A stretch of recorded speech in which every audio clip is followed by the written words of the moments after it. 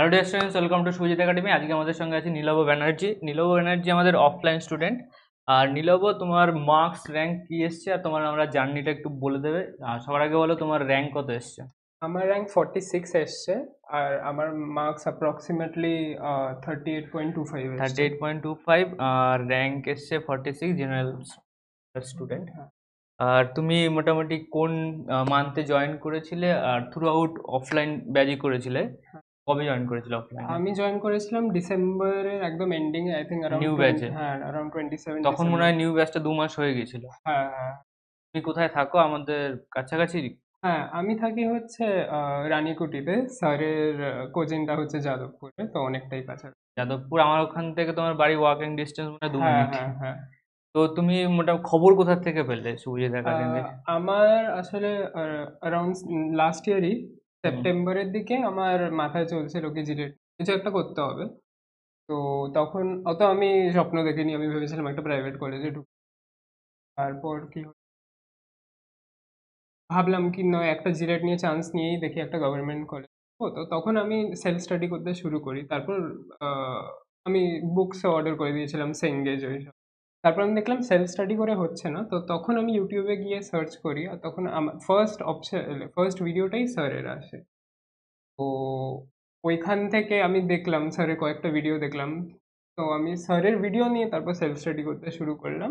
YouTube দেখে দেখে? হ্যাঁ, হ্যাঁ, হুম। হ্যাঁ। তো তারপর আমি দেখলাম খুব ভালো লাগছে। তো তখন আমি ডিসাইড করলাম কি এনরোল হবো।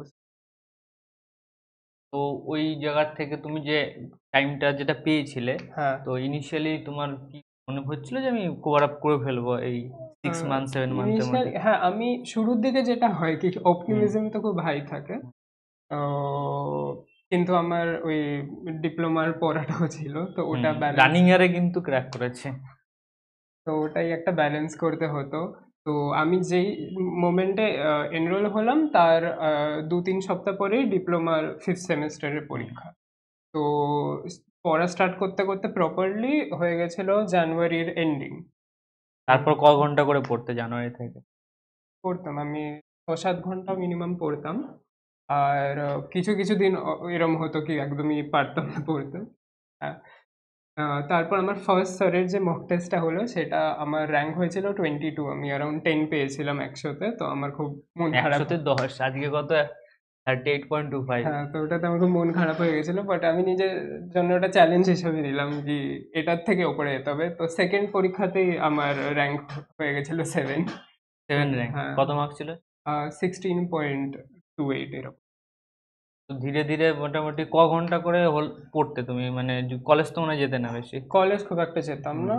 তো অফ রাখতাম, তো তোমার পড়তাম। কলেজ প্রাইভেট কলেজ ছিল? প্রাইভেট হুম, কলেজ, তো হ্যাঁ। ওখানে অ্যাটেন্ডেন্সে অত প্রেশার ছিল অত না? বেশি প্রেশার। তো আমি পড়তাম 6-7 ঘন্টা করে পড়তাম। আর এই এই যে লাস্টের দিকে যখন তুমি ফুল মক টেস্ট দেওয়া স্টার্ট করলে, হ্যাঁ, তো হ্যাঁ। তখন কি অবস্থায় ছিলে? তখন আমি একটা পয়েন্ট হলো যখন আমি 30 ক্রস করে গেলাম আর আমার শুরু থেকেই আহ, একদম টার্গেট কেমিস্ট্রি ছিল, কি কেমিস্ট্রি 15 থেকে 17 তুলবই। তো কিন্তু তারপর যখন 30 উঠে গেল আমার মনে হলো না, ফিজিক্সটাকে একটু হুম। প্রায়োরিটাইজ করা আমরা দরকার। বলেওছিলাম যে কেমিস্ট্রি বছর টাফ পড়তে পারে। হ্যাঁ। তো আমি ফিজিক্সে মেকানিক্স ধরলাম, আর মেকানিক্স এমন একটা জিনিস যেটা ডমিনোর মতন, একটা চ্যাপ্টার করলে অন্যটায় অটোমেটিক হুম। ইন্টারেস্ট চলে আসবে। তো ওরম করে করে আমি মেকানিক্সের ওভারঅল কভার আপ করে নিয়েছিলাম। আর তার সাথে তো ম্যাথসও চলছিল। তো ওটা আমি অনেকটা হেল্প করেছে আপলিফট করতে মার্কসটাকে। নেক্সট তোমার ডিপার্টমেন্ট কি চাইছো? আমি যাদবপুরে তোমার র্যাঙ্ক 46, তো ডিপার্টমেন্ট মোটামুটি ইলেকট্রিক্যাল তো হয়ে যাচ্ছে শিওর। ইলেকট্রিক্যাল হয়ে লাস্ট আছে। ইয়ারে 52 পেয়েছে জেনারেল কাস্টে। হ্যাঁ, হ্যাঁ, তো ডিপার্টমেন্ট ইলেকট্রিক্যালি ছিল, ইলেকট্রিক্যালি হয়ে যাবে। আর হ্যাঁ। যদি প্রেফারেন্স বলো তো কি চাইছো? আমার আইটি একদম IT first first preference. Preference? Instrument? হ্যাঁ, ইনস্ট্রুমেন্ট সিট তারপরে। ম্যাট্রিক্স বেরোক, হয়তো সিট বাড়বে এবছরে, সিট বাড়লে হয়তো হতেও পারে। হ্যাঁ, হোপফুলি। তো নেক্সট ইয়ারে যারা রানিং ইয়ারে পড়াশোনা করছে তারা হুম। ম্যানেজ করবে কি করে আরো একটা ভালো র্যাঙ্ক করার জন্য আন্ডার 50, তাদের জন্য কি বলতে হ্যাঁ। চাইছো? তো ফার্স্ট থিংই হচ্ছে কি যত আগে সম্ভব শুরু করে দেওয়াই বেটার, কেন হুম। কি লাস্টের জন্য যত ছেড়ে রাখবে হতে পারে বডি নাও, শরীর খারাপ হয়ে গেল। হুম। তো সবকিছুই খুব আনপ্রেডিক্টেবল। তাছাড়া কি একদম ডিসিপ্লিন ভাবে পড়তেই হবে, মানে মোটিভেশন টেম্পোরারি হয় কিন্তু ডিসিপ্লিন সবসময় পার্মানেন্ট হয়। রোজ সকালে উঠে পড়া খুব দরকার। আহ, খুব একটা না হলেও 4-5 ঘন্টা ইনাফ সাফিসিয়েন্ট হুম। সিলেটের জন্য। আর স্যারের ক্লাস রেগুলারলি অ্যাটেন্ড করা আর মক টেস্ট দেওয়া, এই কটাতেই হয়ে যাবে। চলো নেক্সট ইয়ার যারা এক্সাম দেবে ভালো করে পড়ো। আর হচ্ছে নীলাবও আশা করি যতদূর পেয়ে যাবে, আর ভালো ডিপার্টমেন্টই পাবে, ইলেকট্রিক্যাল হলেও চলবে, নিজের ডিপার্টমেন্টই ছিল।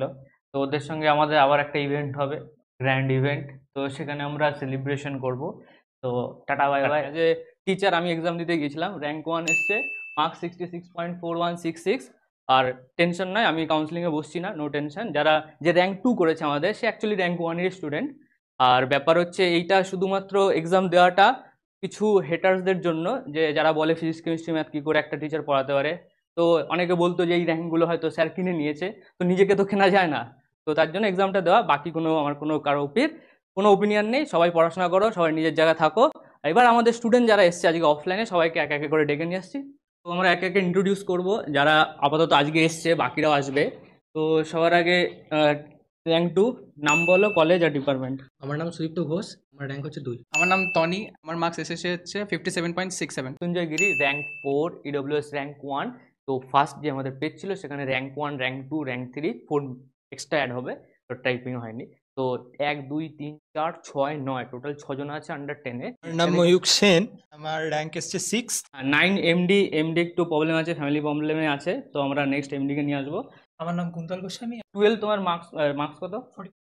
44.83। আমার নাম সায়ন দাস, আমি বিল ইনস্টিটিউট টেকনোলজি থেকে পাস আউট। আমার নাম্বার এসে 44.83। 44.83, 40.83। আমার নাম আয়ুষ সাহা, 16th র্যাঙ্ক করেছি জিলেটে এবছর এক্সামে। আমার নাম নীলাভ ব্যানার্জি, র্যাঙ্ক হচ্ছে 46। আমার নাম সুমিত দণ্ডপাট, আর আমার মার্কস এসছে 37, র্যাঙ্ক 54। আমার নাম দীপাঞ্জন ঘোষ, আমার র্যাঙ্ক এসছে 100।